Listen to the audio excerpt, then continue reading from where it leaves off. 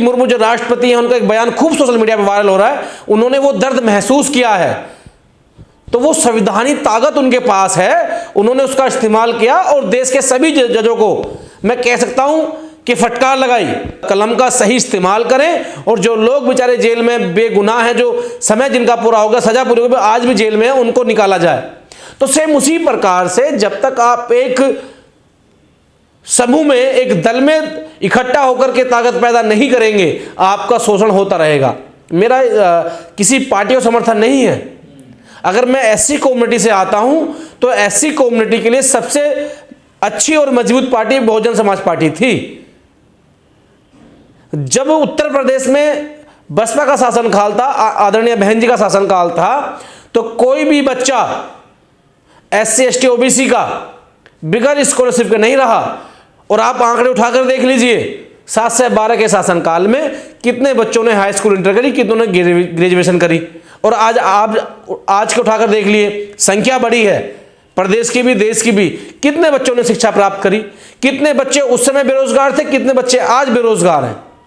तो ये सवाल खड़ा होता है। बीएसपी भी मजबूत नहीं है। देखिए, मेरे मानने में बीएसपी मजबूत है। अगर बीएसपी के जो लोग हैं, जो मैनेजमेंट संभाल रहे हैं पार्टी का, अगर वो सही काम करें तो तस्वीर बदल सकती है उत्तर प्रदेश की भी और देश की भी। साहब, हमारा इतना कहना है कि हम लोग समाज में काम करते हैं। जो आज एमपी एमएलए बने बैठे, अब जब समाज के लोग उनसे मिलने जाते हैं तो वो हवाला देते हैं कि या तो हम लखनऊ में हैं या दिल्ली में हैं। लेकिन जब लोग हमसे मिलने आते हैं, हमसे बात करते हैं, हम लोग धरने प्रदर्शन करते हैं, तो हमें पता कि पीड़ा क्या होती है, किस तरीके से हमारे लोगों का शोषण किया जाता है। ना मुकदमे दर्ज होते हैं, ना एफआईआर होती है, मजबूर कर दिया जाता है फैसला करने पे। हमारी बहन बेटों की इज्जत की बोली लगाई जाती है। हमारे बच्चे बेचारे 8 घंटे काम करके स्कूल इंटर तक कर पाते हैं, ग्रेजुएशन कर पाते हैं, और उसके बाद नहीं बचा उनके पास, स्कॉलरशिप नहीं आती है। कहते हैं कि समाज कल्याण विभाग के पास पैसा ही नहीं है। पैसा इसलिए नहीं है क्योंकि हमारे नेता गूंगे बहरे हो गए हैं, और जिनसे हमारी ज़्यादा उम्मीद थी वो सत्ता में नहीं है, तो इसलिए हमारे लिए पैसा नहीं है जो बाबा साहब के संविधान द्वारा दिया जाता है। एससी समाज का पैसा वापस चला जाता है, किसी और विभाग को दे दिया जाता है कि ये लोग इस्तेमाल नहीं कर पा रहे हैं। तबकि ऐसा नहीं है। रोहित वेमुला की मृत्यु हो जाती है क्योंकि वो गरीब परिवार से है। तो ये दर्द है हमारे अंदर कि मेरी अपील है, हाथ जोड़ कर निवेदन है हमारे समाज के नेता हैं कि अभी आप अपनी निजी लड़ाई लड़ रहे हैं, अपने स्वार्थ की। जब आप समाज की और देश की, प्रदेश की लड़ाई लड़ेंगे तो आप जीतेंगे भी और अपनी सरकार भी बनाएंगे। अभी तो सब लोग एक दूसरे पे कसाकसी करते हैं और उसके बाद में खुद सेटल हो जाते हैं, गाड़ी घोड़ा बंगला ले लेते हैं और उसके बाद समाज को छोड़ देते हैं। समाज के हालातों के ऐसे ही चलता रहे। अगर बाबा साहब ये सोचते तो देश में संविधान ना होता, और देश में जो आप बाबा साहब के संविधान द्वारा जो आप एमपी एमएलए बन रहे हैं या आपको संवैधानिक ताकत मिल रही है, वो नहीं मिलती। तो मेरी आपसे अपील है, देश को बचाया जाए, समाज को बचाया जाए जो देश को बनाने में ताकत रखता है। जब तक आप इकट्ठा नहीं रहेंगे और जब तक आप एकजुट होकर के किसी भी चीज़ में संघर्ष नहीं करेंगे, आपको विफलता ही हाथ लगेगी। सफलता की चाबी एकता में है और सही दिशा में, ऊर्जा में है। अगर आप अलग अलग बिखर के काम करेंगे तो आपको दुष्परिणाम भुगतने पड़ेंगे। सबको पता है, कितने ऐसे सैकड़ों उदाहरण हैं हमारे बुजुर्गों के और महापुरुषों के कि एक अकेला चना कब तक भाड़ फोड़ सकता है, और एक लकड़ी उठा लो टूट जाएगी, 4 लकड़ी इकट्ठे हो जाए तो टूटना मुश्किल हो जाता है। आज अगर आप बात करेंगे राजनीतिक, तो हम लगातार जिस प्रदेश से हम बिलोंग करते हैं, उत्तर प्रदेश, यहाँ पर आदरणीय बहन कुमारी मायावती 4 बार सरकार रही। लेकिन अगर आज हम लोग सत्ता तक नहीं पहुँच पा रहे हैं तो उसका कारण क्या है कि हमारा जो पार्टी का मैनेजमेंट है उसमें कहीं ना कहीं कोई कमी आ रही है। लगातार हमारे नेता पार्टी छोड़ रहे हैं, जा रहे हैं, चाहे वो अपने निजी स्वार्थ के लिए जा रहे हों, चाहे वो उनके मान सम्मान में कोई कमी आ रही हो। ये दुख का विषय है, इस पे मंथन होना चाहिए। नेता आप लोग कहते हैं एक हो जाओ, तो एक क्यों नहीं हो पाते? हाँ, तो मैं उसी पे बता रहा हूँ। और जो लोग अपने निजी स्वार्थ के चक्कर में पड़ जाते हैं, फिर वो लोग कोई संस्था या पार्टी खड़ी नहीं कर पाते। आज उत्तर प्रदेश में देखिए, मैं आपको सैकड़ों पार्टियों के नाम गिनवा सकता हूं जो अलग अलग अपने निजी स्वार्थ के लिए कोई 1000 आदमी लेकर के, कोई 500 आदमी लेकर के, कोई 5000 आदमी लेकर के, कोई 50,000 आदमी लेकर के अलग अलग ढपली पीट रहे हैं।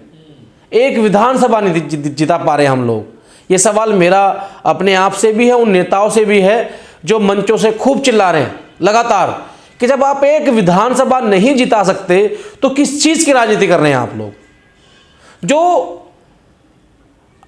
आपको बांटने की ताकत रख रहे हैं, जो आपको तोड़ने की ताकत रखते हैं, वो लोग लगातार जीतते जा रहे हैं। क्यों जीतते जा रहे हैं? क्योंकि उनके पास अलायंस है। तो आखिर ये लोग करना क्या चाहते हैं? शिक्षा खत्म हो रही है, आरक्षण खत्म हो रहा है, अभी भी नहीं समझ पा रहे। देखिए, जो लोग संपन्न हैं, जिनको नहीं लगता कि हमें आरक्षण की या हमें लोगों के उत्थान की जरूरत है, वो मजबूत हैं। चाहे वो एससी में किसी बिरादरी में। अगर मैं कई नेताओं के, आपके दर्जनों नेताओं के ऐसे नाम गिनवा दूंगा जिनको लगता है हमें जरूरत नहीं है, क्योंकि वो खुद संपन्न हो गए।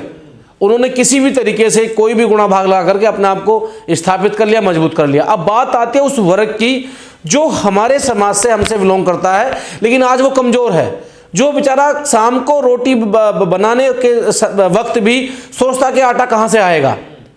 आरक्षण उसके लिए जरूरी है, शिक्षा उसके लिए जरूरी है।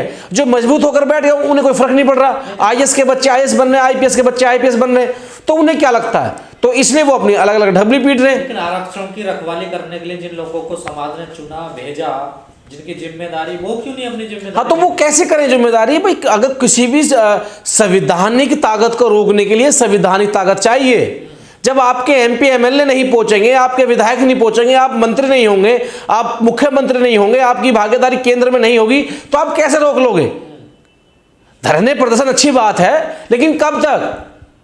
हजारों मुकदमे, लाखों मुकदमे नौजवान साथियों पर लगा दिए गए। जाते हैं ना चुनकर एमपी एमएलए रिजर्व सीट से, तो वो कहां है नेता हमारे?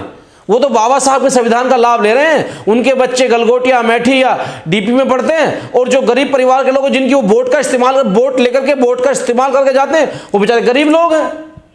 तो मैंने कितनी बार कहा है, जब तक आप अपने नेताओं से सवाल नहीं पूछोगे, आपका उत्थान नहीं होगा, और जो बाबा साहब ने आप लोगों को जो मौलिक अधिकार दिए, उनका बचाव नहीं होगा और वो लागू नहीं होंगे।